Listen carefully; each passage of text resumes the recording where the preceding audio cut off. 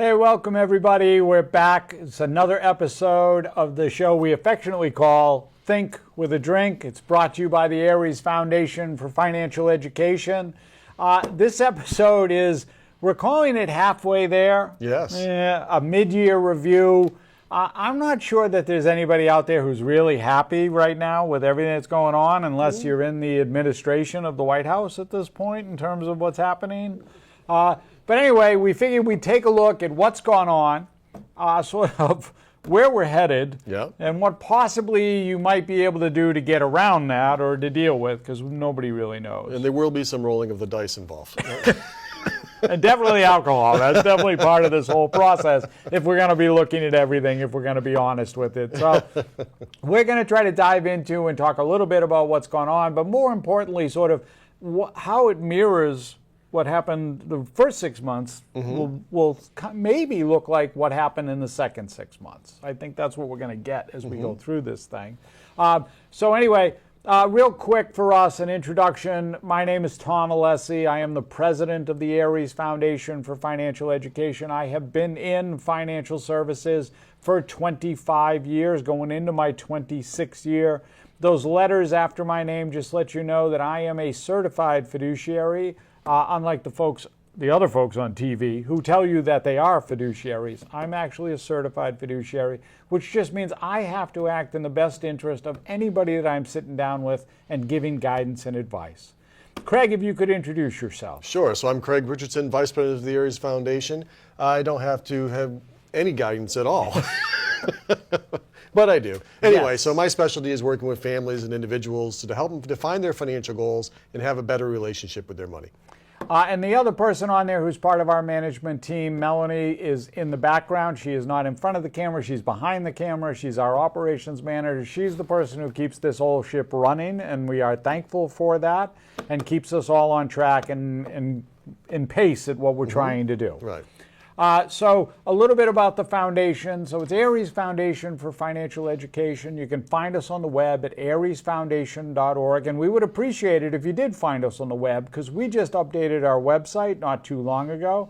And we'd love to get feedback from you just to get a little sense of how you feel about it. There's a lot of material on there, whether you're an individual looking for some planning or some guidance advice. There's information on there if you're an employer and you're looking for, hey, how can I bring financial wellness to my employees? What are some of the things I should be thinking about in doing that? There's a whole section in there for employers. But a lot of different stuff in terms of blog posts and videos and other things that you can check out. So check it out. Again, it's ariesfoundation.org. The mission behind ARIES is trying to help everyone have a better relationship with their money, because it really doesn't matter who you are. You're in a relationship with your money. And just like every other personal relationship in your life, there are behaviors and triggers that can cause you to act a little irrationally sometimes when it comes to dealing with your money and your finances. That's all anyone at ARIES, Craig, myself, Melanie, the rest of the team, we try to do is everybody take a little step back, take a little bit of that emotion out of dealing with your money so that you can be a little bit more practical and understanding some of the whys behind what you do with your money. If you want to know. If you want to know. You don't have to. Now we get to the fun part of this whole thing, which is we call it Think with a Drink. We call it Think with a Drink for a reason, because sometimes money, finances can get a little daunting, a little challenging, a little overwhelming. So we want to make it a little bit more relaxed, a little bit more casual, have a little bit more fun at this. And so we can't think of a better way to do that than sitting here at the bar and having a beer to sip on while we talk about whatever it is we're talking, especially this one, halfway there. God bless. We really might need another one as we go through this. We only got one bottle. So this is Celebration. This is from Sierra Nevada. This is a robust IPA, basically, in terms of what we're drinking. But the idea is whatever you want, casual, whatever you like to sip on, whatever it might be, hopefully you can join us, and we say skål. Skål. This is a beer cowboys drink, right? Yeah. Throw a little dirt in it. Throw a little dirt in it. All right, so the agenda for today is what's happened so far. How do we feel about tariffs, inflation, recession, all those fun topics. my. Yes, it is. And you know, what do we see happening with the rest of the year, and maybe what are some of the things that you could be doing to be prepared for as we go forward with some of this? Right. Okay. Next slide. So 2025 has been. I'm gonna throw it to myself first, then I'll throw it to you. Oh, do you want to go first? No, I'll let you go first on this one. I will go first. The word I'm going to use here to fill this in is volatile, right? I just think everything has been either that or unpredictable, either one. And I think they're sort of similar in terms of what we're talking about. But it's just, there's been a lot of volatility. There's been a lot of volatility in everything it's doing, especially when we talk about the markets and everything that goes on. It just feels, I'm going to amend it and stick with the unpredictable, I want to say, is my word for it. I have to say unusual. Okay. All right. And the reason I say that is because a lot of the times the markets, even though they do all kinds of funky different things, and we've talked many times about that on the show, usually there is some kind of predictable pattern. If this does, X does one thing, Y is going to do another. Correct. Now it seems like there are no particular guiding rules. We don't what is really going to make this happen versus that happen. Right. So I would say unusual would be my word. Yeah, no, and I like that. Unpredictable. I like that one too. Yeah, that it has definitely been unpredictable. And I think for a lot of individuals, certainly for a lot of businesses, that feeling of unpredictability, that feeling of unsurety, uncertainty has really led to this whole, I don't know what's going to happen. I don't know what I should be doing. And, you know, where things are going to go from here. And that's really what we're going to talk about, because I think that's the sense we get from everybody that we sit down and talk to is this sense of, wait, I'm not really sure what I should be doing. Yeah, I mean, I'm working with some people and they say, I just landed this fantastic job. I work with other people who said, I just lost a job I've had for 30 years. So like I said, it's unusual because the patterns are all over the place. Right, right. Okay, so next slide. And so this is the year so far. You got to hit them all so they all run. Thank you. So the first one, we're having a little fun. That's the kids with the sparklers. This was our little take on Liberation Day. So the first one, or the second one, or maybe the next one coming up is going to be the third one, I think, in terms of Liberation Days that have been available to things in terms of it. So, you know, what happened back March into April with Liberation Day was actually April 2nd. It was the whole tariff, and, you know, and we'll go through with tariffs in terms of dealing with everything. That the concept here is that the markets weren't really prepared when the president rolled out his tariffs, even though he had said we were going to have tariffs, this is what we're going to do. And the markets, they didn't tank, but they definitely roiled. They definitely, you know, lowered significantly. Well, it responded to the unpredictability. And then the market responded, it went down because it couldn't predict what was going to happen next. Right. And because so much of the market is now based on actuarial science and algorithms, it responds to news cycles. And so I think that really hit it pretty hard. Yes. And so, and then we slid right into, and, you know, forgive us for using the analogy and the acronym, the Taco Tuesday, which is Trump always chickens out, because that's what happened with Liberation Day. He eventually said, oh, wait, no, I'm going to put a pause on this. We're going to hold off. No, wait, those tariffs, we're going to lower that number. We're going to change this number. And no, you don't get it, but they'll get it type of thing. And so what you had was, as Craig talked about, this unusual or unpredictable, this moving board that was going on. And suddenly it was like, well, wait a minute, now we're going to build this in. And literally, as this has happened now, the markets have been building in this concept that the administration is going to say one thing and then turn around and do another. And the markets are actually building on that, and that's where the taco thing comes in. Well, that's because typically market cycles are determined by strategy, by policy, by people making background decisions based on information and data, not usually made based on how I feel today. Right. What I want to see, all right, we're just going to raise them today. No, we're going to lower them tomorrow. No, we'll keep them guessing. They have no idea what's going on. They have no idea. That's it. And I think it's important too, Tom, for sort of viewing audience understands what a tariff is exactly. Right. So a tariff is it's a tax on income on On goods. Imported goods, sorry, thank you, in terms of going through that. So if you think of an item that cost $100 and there's an announced that there's a 20% tariff on importing that into the country, well, now that item is now going to be $120. Right. And it's the consumer that pays the tax, not the country that's importing it. Right? No, the country that's importing it, the idea is that the concept is that one, that the goods are going to be harder to come in so that you will turn to local goods more, sourced. Right. The demand drops because it's more expensive. Yep. But the flip side to that is it does not necessarily always work. And you wind up in a situation that, and we'll talk about what's happened and where things go when we get to it in terms of where we see things headed. You see a spike in costs, and that's what happens in terms of it. The other thing that's going on that's so far, which is interest rates, and that interest rates have been held where they are. And we'll talk about that in a second, but this one's more in line with the housing market and what's happened with housing. And housing hasn't really moved. Right, housing is pretty much stuck in this tranche, if you will, this level area that really is not.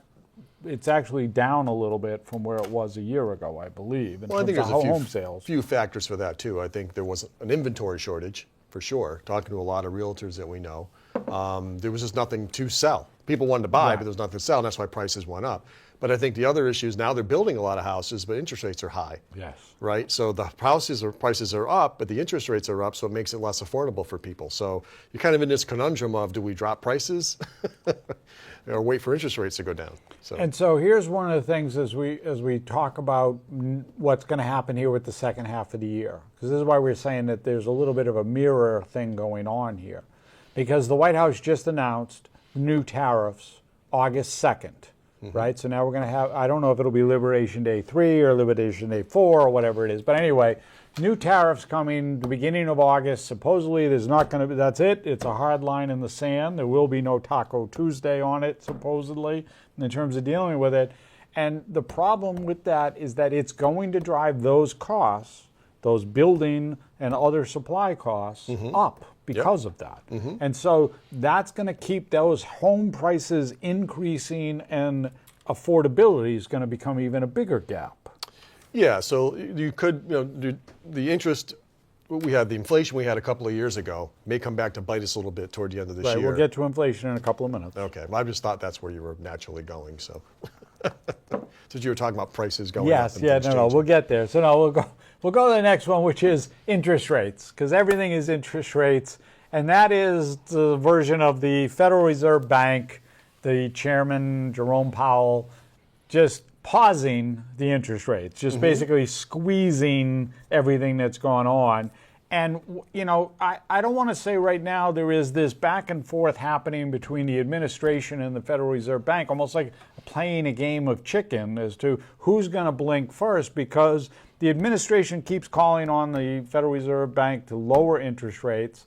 The Federal Reserve Bank says, we're not going to lower interest rates because you keep putting tariffs out there, and we don't know how the market's going to react or how the economy is going to be affected by that. Like Craig said, you got this inflationary thing that could happen with that. So we're not going to lower interest rates if inflation's going to tick up. And you got this almost this tug of war, this game of chicken going on between the two of them.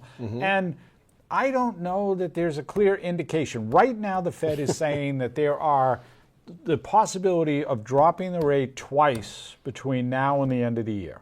Okay, well, that would be substantial. That's their, right now, that's their mantra. That's where they're at. On the table are 2 interest rate drops between now and the end of the year. However, that's all subject to who knows what happens, who knows when it's going to happen, and what's going on with inflation. And so it's a wait and see thing, and it's very difficult to try to plan. Well, because the market's returned, right? So if the market's returned, then why do I need an interest rate drop? Right. Right? Why do I want to take a chance with increasing inflation or costs if things are moving in the right direction? Yes. Right? But we don't know. Is that artificial? Is it real? Who knows? So that's why I said it's unusual and unpredictable. And that's part of the problem with it. The next slide, because Craig really wanted to talk about inflation. this is only temporary, right? So that's what the mantra has been for some period of time, and then it spiked through the roof, and we wound up with that it wasn't just temporary. Mm-hmm. But I think when we look at it for now and what we're talking about with the tariffs and the fact that the tariffs are probably going to spike costs, I think everybody is going to see if the tariffs do go into place, an increase in cost of goods from certainly in August, September, October timeframe, you're probably going to see this spike up in the cost of goods. And that's everything. Mm-hmm. That's food, that's gas, that's building supplies, that's clothing, that's everything. You're going to see a spike up. I think everybody's going to feel that. Right. However, it could really just be temporary as stuff starts to wind out. However, like what happens if the cost of goods goes up and, I can charge you X for a thing, a toy, a shoe, or sweatshirt or whatever, and my costs go down, what? Well, if you're going to continue to buy it at $15 instead of $10, why am I not charging you $15? That's right. Absolutely. Yeah, so I think there's a lot of unknown there. Like I said, there's a lot of unpredictability there. But there's also something going on that's a little weird too. And it was happening a while ago where the market kept going up, but the bond rate stayed in the toilet. Yes. Right? Now the bond rate is high and the market's climbing at the same time. So it's, once again, you have these two things that don't happen together happening together. Right. It's raining and it's sunny at the same time. We got sun showers going on. Yes. and so a lot of that is sort of, but I really do, for us, feel that the inflation impact that we're going to feel is possibly be temporary. And that's sort of what everybody is trying to see right now and trying to say. And that goes back to the Federal Reserve Bank and what the Federal Reserve Bank is doing and why they're hesitant to lower rates, like Greg was saying, because everything is so good right now as far as the markets are concerned. So why do that? And if it is only going to be temporary, then once that temporary is pushed back down, well, then I can lower rates. So that's why they're not going to do it now. And as long as the administration keeps pushing this button and keeps saying tariffs, tariffs, tariffs, the Fed is going to keep saying delay, delay, delay. Yeah. The other thing you got to take into consideration is the fact we are a global market, yes. Right? And when we respond to what's going on with tariffs and things in our own country, other countries respond as well. And so do they come back as strong because we're unpredictable? Right. Do they make other arrangements with other countries and we get out of that loop? And so how does that affect us? I know a lot of farmers right now are really panicking because China's reduced a lot of their soy orders. Right. Right? And then how do I get workers? And how do they make all this work? So like you said, maybe it's temporary, but if I break my leg, that's only temporary, but it hurts a whole lot while my leg's broken. It's a lot of pain, right? In the short term. And will I survive it? Am I going to get gout or jaundice or what's going to happen here? So I think there is a lot more dynamics here than most people are aware of. It's not just what we're doing in this country. Right. Next slide. And so, the recession thing still hangs around. I don't think we're as necessarily headed towards a recession. It felt like we were sometime, certainly in the end of last year, beginning of this year. But I think with everything that's gone on, we've sort of moved around it. But it's raised its head again, specifically because of the tariffs and what the cost. And like Craig said, in some cases, some of these industries, the job market, while still seeming to go, is transitioning a little bit. You have a lot of those older, more steady employers now cutting back and downsizing. Well, they're hoping for the best, but they're bracing for the worst. Yeah. Once again, it's unusual and unpredictable. So what do you do in those times? You kind of become more conservative, right? So just know it's out there. I don't necessarily, it's not something that we're saying, hey, we're going to be headed there, but the word has been kicking around. It's been coming up more with some of the economists and some of the analysts talking about, hey, look, some of this stuff, we could head there, but I think it's further off if it does going to come. I don't think it'll come this year if it happens. Let's put it that way. Well, I think it's kind of like predicting New England snow, right? Somewhere between 1 inch and 3 feet. Yes, it's going to happen. I was right. I was right. Yes. So I think that's a little bit where we are right now. Right. Next slide. So where are we headed? So this was sort of the conversation that we were talking about as far as where we see things going, I think it's interesting. One of the because I follow a lot of analysts, follow a lot of economists in terms of listening and trying to get a sense of where they are. And right now the S&P 500, when before we came in studio, it was at like 62 something in terms of. But at 6,200, let's use that as a round number because I don't want to hurt myself. Okay, we'll good. call it 6,200. Yep. The spread on where the S&P 500 could end up by the end of 2025 is anywhere from like 5,300 to 7,400. Wow. Yes, it's a huge swing, and it just 1 inch to 3 feet. Right. 1 inch to 3 feet. Hey, I was right. What do you know? But I think the idea there is exactly what Craig was sort of talking about. This whole unusual, unpredictable year that we're in. It has everybody sort of thrown to say, I don't know. And once these tariffs, whether they come in place or they don't come in place, how am I going to deal with them? How is the market going to react to it? There's a lot of unknowns in that. And so it doesn't matter how many iterations you try to spin at it, it still comes down to we're not sure. It's uncertain. Like even Monte Carlo analysis doesn't know what to do right now. Right. It's just like, well, yeah, you could be in this broad brush. There you go. And there's this SWOT that's there. So I think for, a lot of us, there is that, well, gee, there's a lot of uncertainty going on, and how should I handle this? So you can go to the next slide because, you look at it two ways, and Craig already talked about the sunshine and rainbows and that everything is good and happy. Right. Everything is well. No, I was talking about rain. Yeah, I know, showers, right. Well, so we get doom and gloom. Well, that's where you get the rainbows from. Yeah, right. But so this would be, all right, so the tariffs go into place, the inflation is temporary, everything rights itself, the Federal Reserve Bank sees by the end of September that things are okay, and the first rate cut happens either at that time or at the October meeting, and then the next rate cut happens in the December meeting, and the two rate cuts of the Federal Reserve Bank happen by the end of the year. And everything starts moving along. Housing becomes a little bit more, mortgage rates come down, housing gets a little bit more affordable for folks.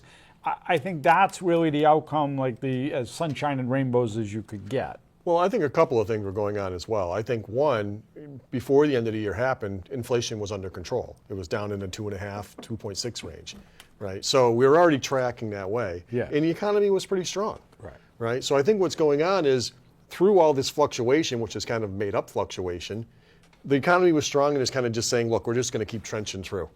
We're going to wave this off. We're not going to pay attention. We're going to keep doing what we have to do. So I think that helps. I think also we have a really great fixed rate environment right now. Yes. Which is also helping a lot of people who are, like I said, you're looking to retire, you're looking savers, right? Now you can get that 5% you couldn't get a year or two ago. Right. So there's a lot of positive things that you can take advantage of this environment. It's just about being prepared, like I said, for the unpredictable. Yep. And so the flip side of this, and the next slide, is the doom and gloom side, right? We're all doomed, right? I'll let you handle that. Yeah. So the problem here is on the doom side of it and what can happen, right? Well, so the tariffs go into place and we run into the same situation that we ran into with Liberation Day back in April.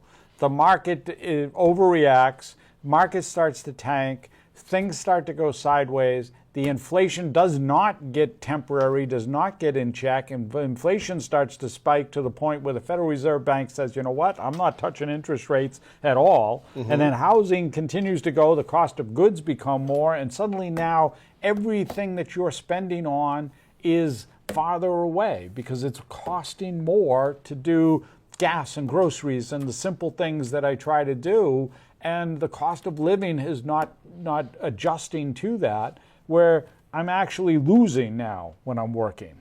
Yeah, I mean, in that respect, a lot of the macroeconomic aspects still stay in play, right? The things that are going to create some kind of risk, whether that's volatility in the market, whether that's political risk, whether that's policy change. that's going to be, those are big risks that are kind of the unpredictable thing that push people in a different direction. Right. We just got our new big, beautiful bill. Haven't had a chance to read the whole we're not, thing yeah, yet, we're not doing that. Haven't We'll had do enough that beer at to some read other that time yet, once right. we have a chance to review it and make sure. But there may be some things in there that are going to create policy change that may create some risks or opportunities. Right. So you got to, everything's in flux in that respect. So I said some of the macroeconomics are still somewhat predictable because they always happen. Yeah. Next slide. So you can just click through them. The question we can ask is what should you be doing, so you can go forward with that in terms of it, right? So, there's 4 ways to approach this, right? You're either gonna spend more, you're gonna save more, you're gonna try to pay down your debts, or you're gonna protect what you have. I mean, so basically, when costs of goods are going up, I'm gonna end up spending more. And the question is, do I continue to try to live the lifestyle that I've been living? I'm just paying more out of pocket. Right. I can handle that. Or am I going to cut back? Or do I stave off maybe big projects? I was going to redo something in the house, or I was going to take a big trip, or I was going to maybe retire early. Right. And maybe I don't. So is that something that we factor into our plan? Yeah, and paying down debts, that's always important, because if interest rates stay where they are, the cost of loans and credit and all of that stuff is going to go through the roof. And then the last one on there is protecting what you have. This really gets into the conversation about making sure that you've got coverage for everything that you're trying to do, which is not only the stuff that you own, but yourself. And also making sure that anybody that you want to have get your stuff. This is beneficiary conversations. You can check out our thing on beneficiaries with that. But it's just making sure that these are simple things, but they help, especially when we're talking about an unusual and unpredictable year. These are ways to say, okay, wait, I can take control and do some of this stuff. Right, because like I said, in an environment where you're unsure, do I have my job tomorrow? Right? Do I have my health tomorrow?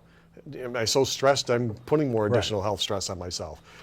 Do you have coverage, and can you make sure you can get through those and mitigate that? Next damage? slide. So, do your due diligence on asset allocation. That's okay. We're not going to go into asset allocation with this. Steps you can take. This is if you're a bull or a bear in terms of buying or selling. So again, these are just some things depending on your mindset. If you think you're into a growth part, these are some things you can do. If you're a bear, that means, you think we're in the doom and gloom side, you're going to go that way. Next slide. So the QR code on the screen, whatever you're watching on, pause it. You can take out your phone, shoot the QR code. It's going to open up our calendar, set up a time with us. Let's have a chat. We're here just to opportunity, just to have a complimentary consultation, just to find out what's top of mind, what's a concern for you. And then last slide is just, if you ever do, just reach out to us. We're happy to have a conversation. Check out the website. That'll bring you to our calendar. info@ariesfoundation.org. And with that, we are going to say, Skål.